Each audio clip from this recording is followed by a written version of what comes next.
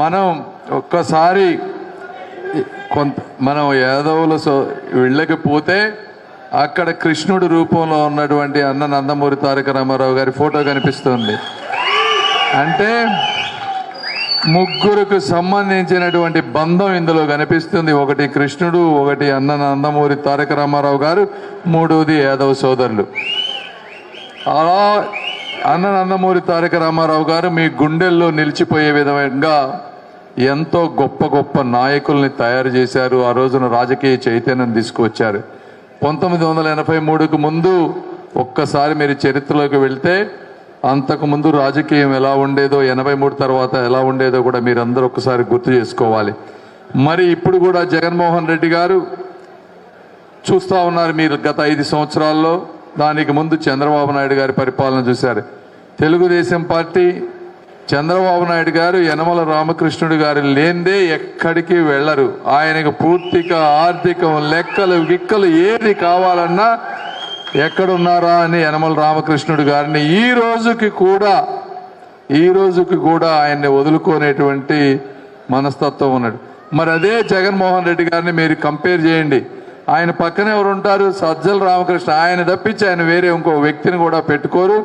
ఒక్క బీసీ నాయకుడిని కూడా ఈ ఇండియాలో కానీ ఆంధ్రప్రదేశ్లో కానీ ఒక గొప్ప నాయకుడిగా తయారు చేసినటువంటి పరిస్థితి జగన్మోహన్ రెడ్డి గారి దగ్గర లేదు.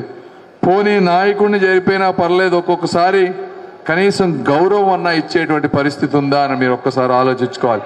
మీరు అడగండి, ఆ బీసీ నాయకులు ఎవరైతే జగన్మోహన్ రెడ్డి గారి దగ్గర ఉన్నారో వాళ్ళని మీరు ప్రైవేట్గా ఉన్నప్పుడు అడగండి, మీరు ఎన్నిసార్లు ఆయన దగ్గరికి వెళ్ళి కలవగలుగుతున్నారు? మీరు వెళ్ళినప్పుడు మీకు కుర్చీ వేసి గౌరవం ఇస్తున్నారా లేదా? గౌరవం ఇచ్చినప్పుడు మీతో ప్రేమగా, ఆప్యాయతతో వాళ్ళ ఇంట్లో మెంబర్స్లో తాగా మీతో మాట్లాడుతున్నారా లేదని అడగండి. అడిగితే మీకు ఎటువంటి సమాధానం వస్తుందో మీకు తెలుస్తుంది. నేను ఇవాళ పొద్దున పవన్ కళ్యాణ్ గారి సభకు వెళ్ళినప్పుడు అక్కడ అంబటి రాయుడు గారు వచ్చారు. అంబటి రాయుడు గారు కాపు సోదరుడు. నేను అడిగా, ఏంటి మీరు వైఎస్ఆర్సీపీ పార్టీలోకి వెళ్ళారు కదా, అంత ఫాస్ట్గా ఎందుకు వచ్చేసారు అంటే ఆయన చెప్పారు ఏంటంటే, వెళ్ళిన తర్వాత అంట ఒక స్క్రిప్ట్ ఇచ్చారంట, నీకు ఏమీ లేదు, నువ్వు ఈ స్క్రిప్ట్ ప్రకారం యాక్ట్ చేస్తే మీరు పార్టీలో ఉండు, లేకపోతే వెళ్ళిపో అని చెప్పారంట. అంటే ఒక క్రికెటర్గా కష్టపడి కింద నుంచి వచ్చి డబుల్ సెంచరీ కొట్టి 100 కోట్ల జనాభాలో క్రికెటర్గా 11, 15, 20 మందిలో ఉండాలంటే ఎంత కృషి ఉండాలి, ఎంత పట్టుదల ఉండాలి, అతనికి ఎంత గౌరవం ఇవ్వాలి, ఏ కులపు వ్యక్తి అయినా ఎంత గౌరవం ఇవ్వాలి అంటే ఆ విలువలు తెలియనటువంటి వ్యక్తి అలా చేసి నువ్వు స్క్రిప్ట్ రాసి అంటే ఎంపీ స్థాయి వ్యక్తికి స్క్రిప్ట్ నేను ఇస్తా, మీరు కావాలి, ఇక సజ్జల రామకృష్ణారెడ్డి గారి అబ్బాయి భార్గవ్ రెడ్డి ఎలా చెప్తే అలా చెయ్యాలంట. అలాంటి నిరంకుశత్వ అరాచకపు వాది జగన్మోహన్ రెడ్డి గారు. తెలుగుదేశం పార్టీలో మీకు 1-2 సీట్లు పొరపాటున ఎక్కడన్నా తగ్గినా కూడా ఉన్న ప్రతి ఒక్కరికి కూడా ఒక మనస్ఫూర్తి గౌరవం ఉంటుంది. ముఖ్యంగా ఈ పార్లమెంటు స్థాయిలో అన్న చెప్తా ఉన్నారు ఇందాక వెంకటేష్ యాదవ్ గారు, అన్న నన్ను మర్చిపోవద్దన్నా అన్నారు. నిన్నెట్ట మర్చిపోతానన్నా నేను? నిన్నే కాదు, అసలు మర్చిపోయేటువంటి వ్యక్తులు ఈ స్థాయికి రాలేరు, ఇలా మీ ముందుకు వచ్చి మాట్లాడలేరు మర్చిపోయేవాళ్ళు. నా దగ్గర 18 సంవత్సరాల నుంచి పనిచేసే వాళ్ళు ఈరోజు 3 నెలలుగా నేను కంపెనీని వదిలేసి ఇలా తిరుగుతూ ఉన్నా కూడా వాళ్ళందరూ కంటికి రెప్పలా కాపాడుతూ ఉన్నానంటే వాళ్ళకి నా మీద ఉన్నటువంటి అభిమానం, నేను వాళ్ళని చూసేటువంటి అభిమానం.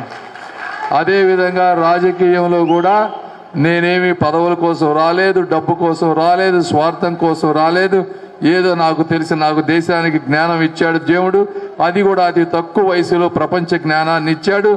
అందులో ఎంతో కొంత పంచి ఎంతో కొంతమంది పేదవాళ్ళకి న్యాయం చేద్దామని వచ్చాను. ఎందుకంటే డబ్బున్న వాళ్ళకి, అగ్రవర్ణాలలో ఉన్న వాళ్ళకి నా అవసరం లేదు, రాజకీయ వ్యవస్థతో కూడా అవసరం లేదు. వాళ్ళు అంతటా వాళ్ళు ఎటో ఒకటి వెళ్ళిపోతారు, చేసుకుంటారు.